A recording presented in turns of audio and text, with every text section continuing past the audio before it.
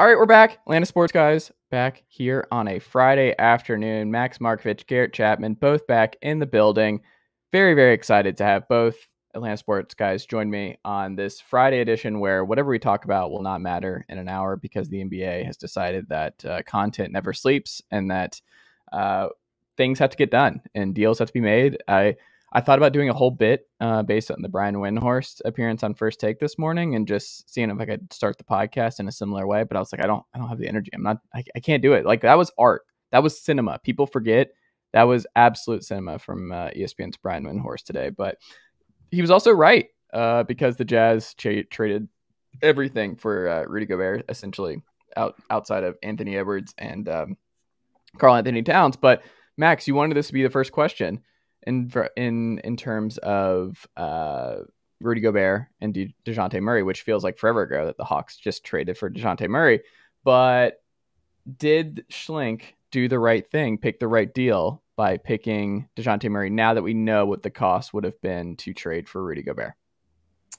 Yeah, I think when we saw the compensation, it's not much of a question, right? Like, if we were giving up 4 unprotected picks in a swap and a couple of good young players for Rudy Gobert, I think we'd have the pitchforks out right now. But I think I meant it more in the, like, you know, the Hawks had one opportunity to really cash in their assets for a star or someone close to a star or a second guy for Trae. And the question was always, you know, I think we've been batting this question around for a while now of, is it a secondary creator or is it a big guy? And I think that was kind of the question. I would be stunned if the Hawks hadn't had at least some sort of conversations about Gobert at some point and had to come to this discussion of, is it Gobert or is it Ayton or is it a guy like Murray? And you know, I think they made the right choice with Murray. I'm really, really excited about Murray, and I'm sure we'll get into this a ton, but like, it is not without risk, right? Like, this is a risky move. But I think all three of us would agree that it was time for Schlenk and co. to take that risk, to take the plunge on the right guy. And so I'm really excited about Dejounte Murray. If you compare the two packages, like, I think the national media was going in a little bit on the Hawks giving up a couple unprotected picks and an unprotected swap.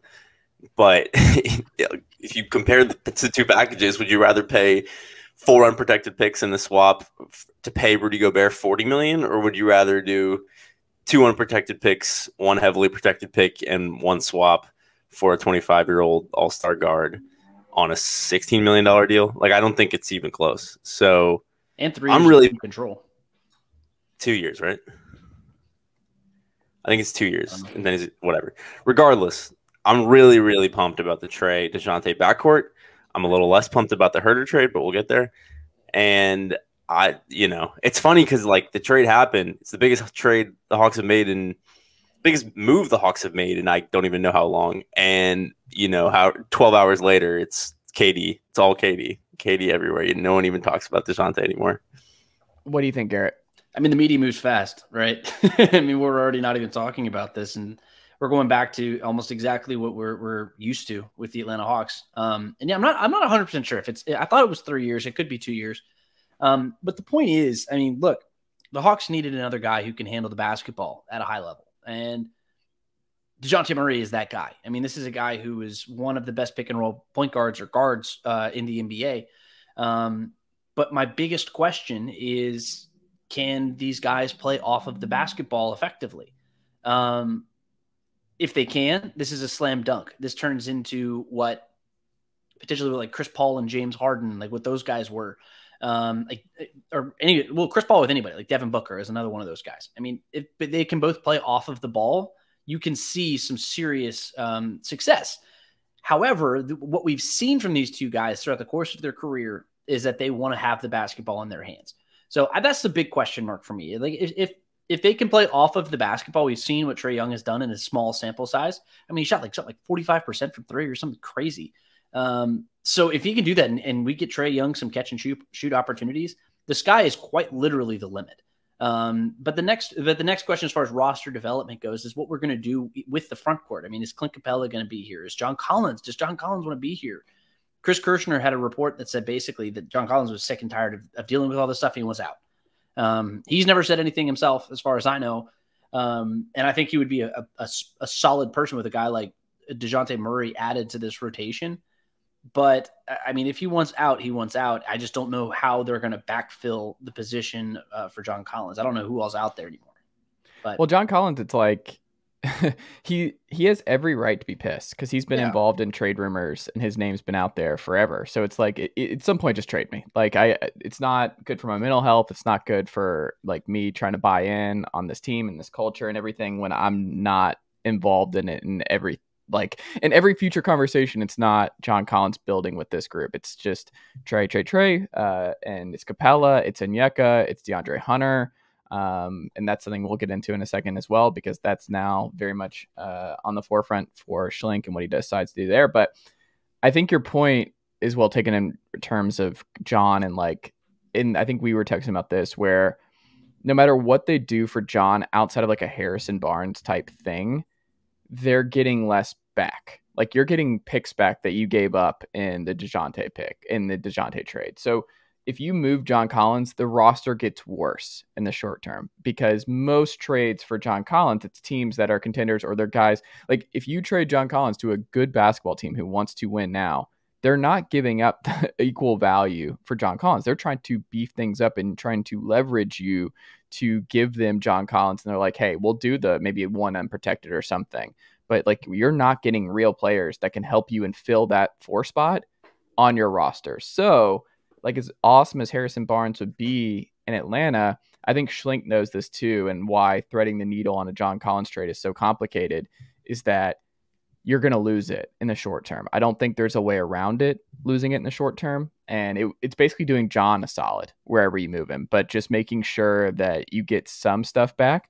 But there's also the possibility that there's addition by subtraction, where it gives them an opportunity to play more guys at the 4. Maybe start a neck at the 4 and see what he does there.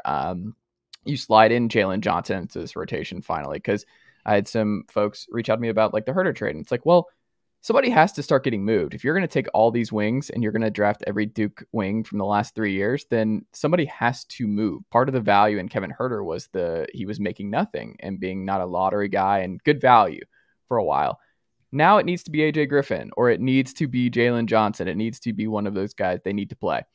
And I don't know. I think John Collins is one where Schlink does not want to make a bad deal. And I think that's very clear in how careful he's been and how just kind of how he's viewed the market and how he's treated his guys and how he really hasn't made a move to this point. Dejounte is a safer deal than Gobert. Like that's a lot of unprotected first. That's a lot of stuff out the door.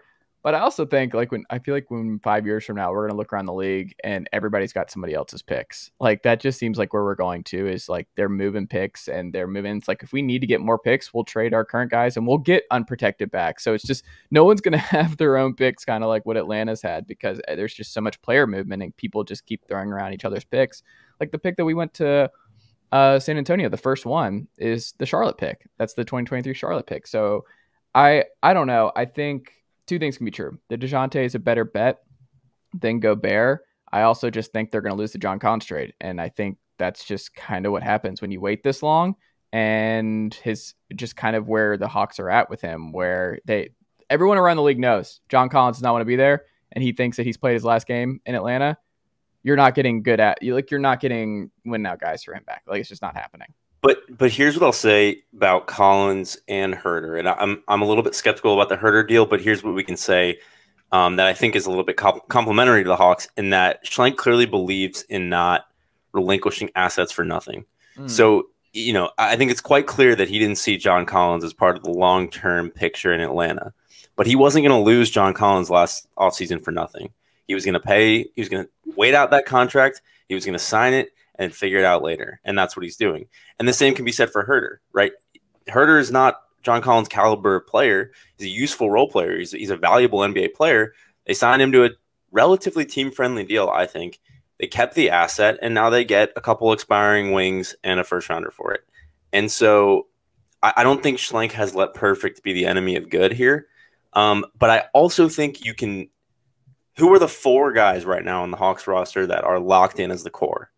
It's Trae, it's Dejounte, it appears to be DeAndre Hunter, and it's Onyeka Okongwu. And what can we say about that 4? It's Trae And then we've said all along, you need to build a team around Trae that is long, versatile, and can guard. Everyone else needs to be able to be versatile in guarding. Those the other three guys, DeJounte, DeAndre Hunter, and Onyeka Okongwu, are that. Like they epitomize that. And so I think you can sort of see the spine of what long-term Travis Schlenk wants to build here. We can talk about DeAndre Hunter being part of that equation, and I'm skeptical about picking DeAndre Hunter and his knees as part of that core and extending him, which it appears they're going to do. That's a separate conversation. But if you're building a team around Trae, you want another guard he might be one of the 2 to 3 best perimeter guard defenders in the NBA, Dejounte Murray. You want a wing defender who can guard bigger wings, it's DeAndre Hunter, and you want a versatile big who can switch and guard in the pick and roll. That's Onyeka Okongwu. And so I think that's why I'm most optimistic, is those guys are all young. They're all 25 and under, I think, and they all should be here for the long haul. And another thing I'll say about DeAndre Hunter specifically is I'm very comfortable with him being a part of that core as long as he's that third or fourth guy. It's the pressure that I think that we specifically put on him and a lot of Hawks fans in general is to be the second best player on the Atlanta Hawks. And I think what we saw is that he's just not that guy.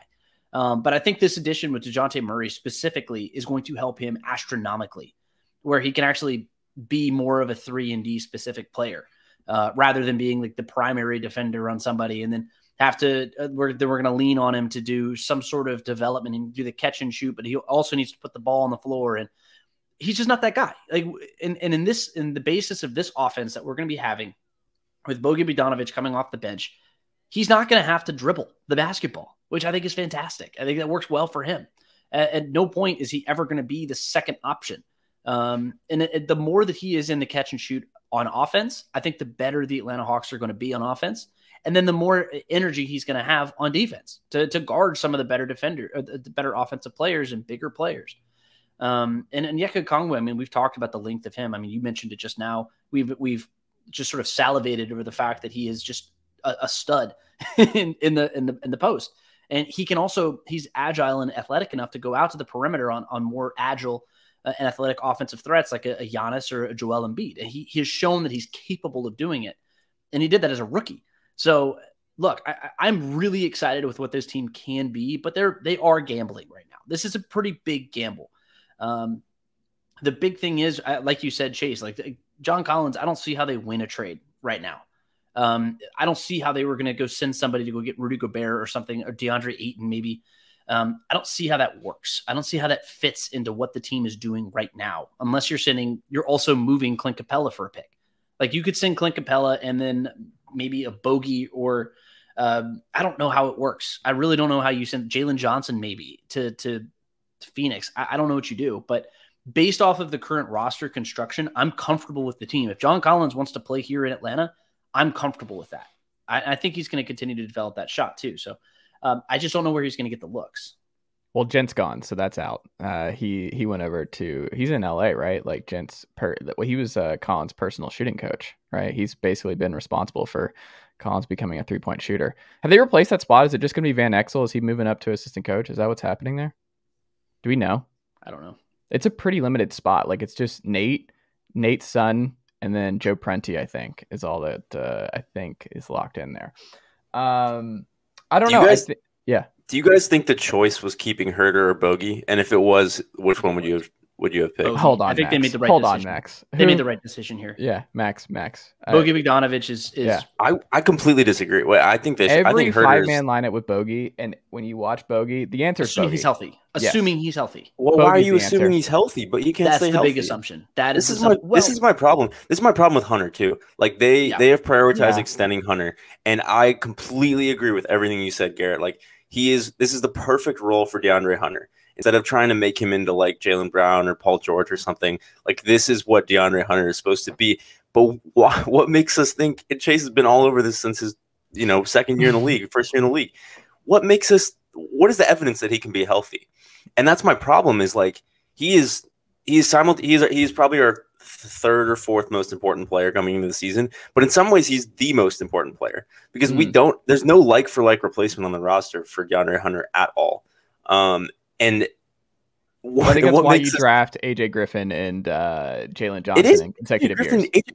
AJ Griffin didn't guard anyone in college. Yeah, like this but is I think AJ Griffin also has knee problems, by the way. Right. Yeah. This is my problem with the AJ Griffin pick too. Is like you need to stack the roster with wings who can guard like who can guard guards and who can guard bigs. Like AJ Griffin.